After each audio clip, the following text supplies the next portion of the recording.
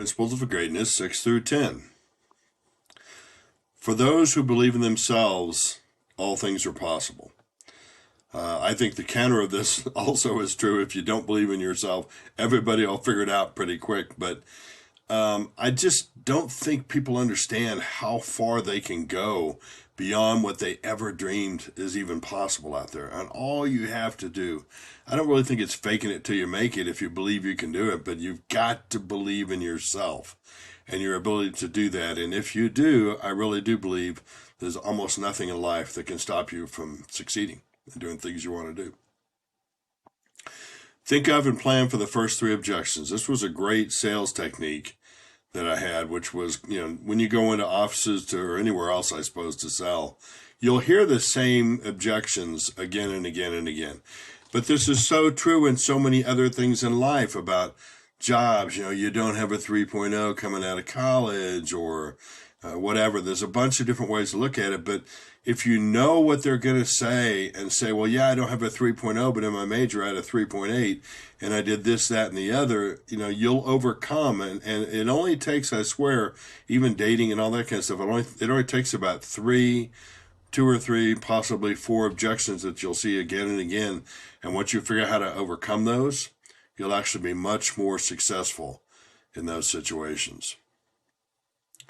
So 8's an important one out there. Always get back up. I enjoyed the fighting sports. I don't want to fight anymore. I'm 60, but I enjoyed it when I was in college and so forth, going in the ring and such. And there was one specific match that I got hit pretty hard, got beat up pretty bad in the first round.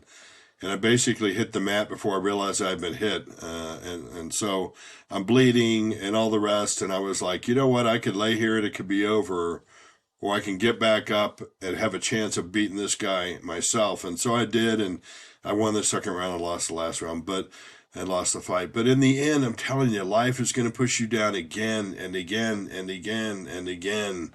And you're going to have to get back up. You have to get back up. If you have that mindset of always getting back up one more time than you get knocked down, you'll actually be successful.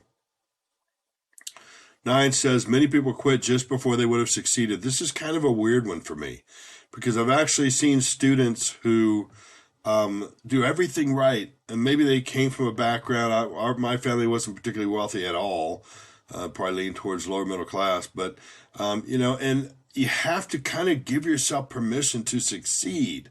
They get right up to the point. They may even get the job offer, and then they do something to tank it at the last second. I don't think they've given themselves permission to be that successful in life. You have to just, I know it's cut bait and run, right?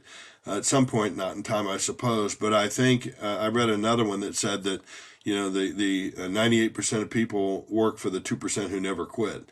And so I think that's really true. You never know when you would succeed. And I say, get up again, give it another shot, because I think that's where great things happen. And then 10, your mom was right. Hang out with winners. What can losers do for you? Think about that. Nothing but get you into trouble. But winners are in the right habit patterns. They're hanging out with the right people. They're doing the right things.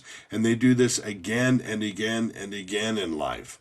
And not only that, they're kind of fun to hang out with. You learn from, you can mentor with and from, and they become great contacts for you later on in life. So do yourself a favor. Hang out with winners, not losers.